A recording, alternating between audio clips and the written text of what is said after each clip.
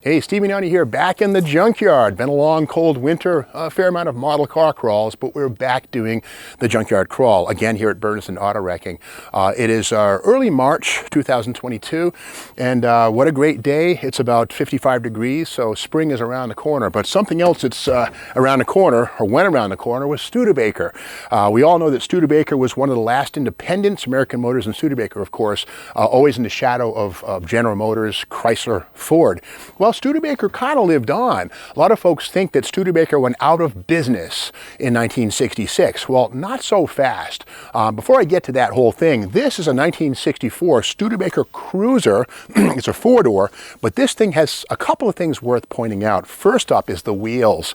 If you're a Mopar fan who likes 62 through 65 Max Wedge or Race Hemi clones, Studebaker wheels, you want to know about them. Here's one right here on the front. These are 15-inch diameter wheels, which is cool, but they're also about 5 inches wide, or actually 4.5 inches wide.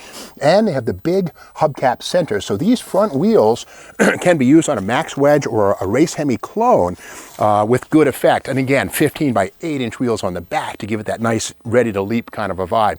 But another thing we see on this Studebaker is the former presence of a V8 emblem right on this front fender right here. Now, we all know that Studebaker did have its own line of V8 engines from 1951 through 1963.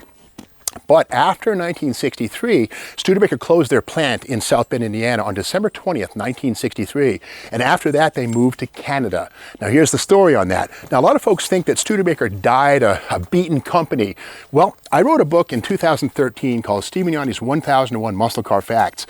And I'm going to read a few excerpts from here that describe what really happened to Studebaker as our cameraman, Shane Richardson, maybe paints the car. But let's start by reading a couple of facts here.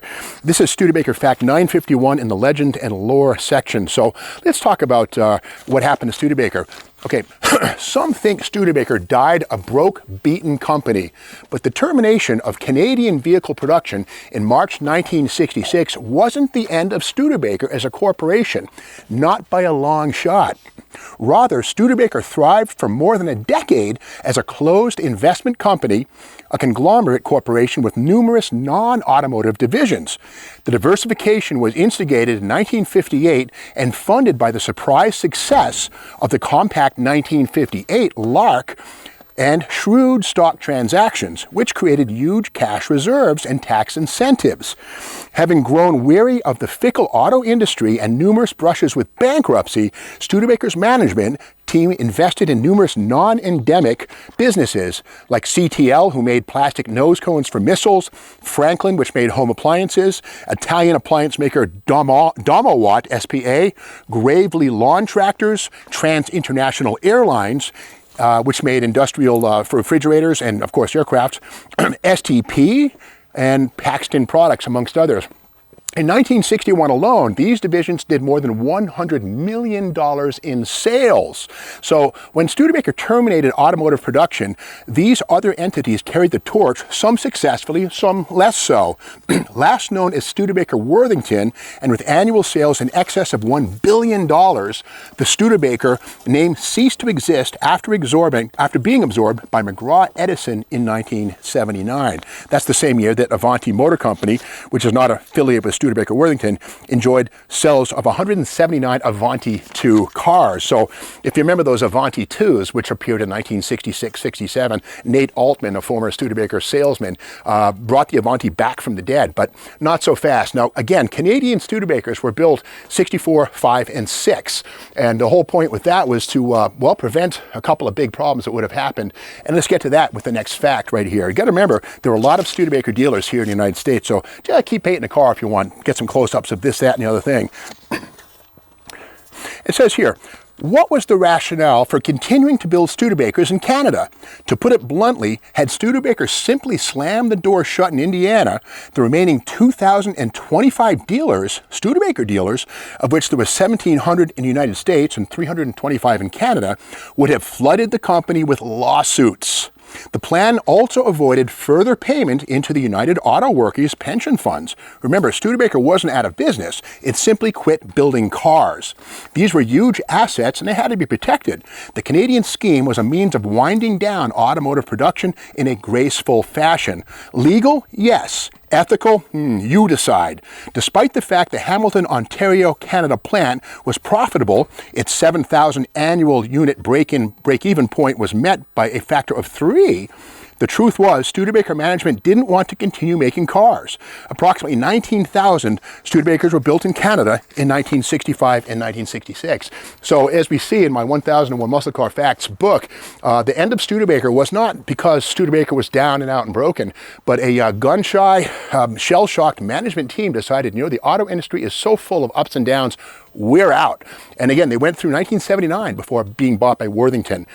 So that's the story of the Canadian-built Studebakers. Now this one here once had a 283 Chevy, which was made by a company called McKinnon Industries. That was a Canadian subsidiary of General Motors, because the Indiana-based Studebaker V8s were discontinued when the plant shut down in 1963. So they had to get their engines from somewhere. And those engines, again, were the 194 cubic inch six-banger or the 283 two-barrel. There were no Fuelie Studebakers, not even any 327s. They were all 283 two-barrels or the 194 six-banger. And the way you can tell a Canadian-built 64 or 5 or 6 Studebaker, a C appears in the first spot of the VIN. But this one here is a nice example of a fairly rust-free 1964 Cruiser four-door. It was a 283 two-barrel, had the flash-o-matic, or the automatic transmission, which would have been probably a Power Glide at this point in time.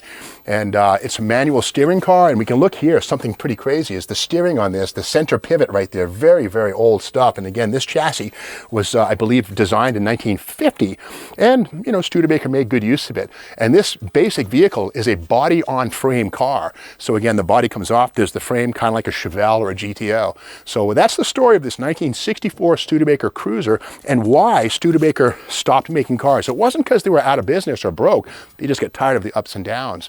And with that said, Studebaker enjoyed some very, very good years in the late 1950s when the compact car thing really hit stride, and the rest of Detroit was really on the dumps. But once Detroit caught up with Studebaker in 1960 with their own line of compacts, the Falcon, the Corvair, the Nova, the Valiant, those sort of cars, Studebaker no longer had the market to themselves, nor did they have American Motors with the Rambler. So the American compact car thing was good getting for a while for Studebaker, but by 1963-4, the management saw the writing on the wall, and they went to Canada as a way of avoiding class action lawsuits. So that's the fact. But if you like this video, be sure to subscribe to the Steve Magnanti YouTube channel, and we'll be back with more Junkyard Crawls.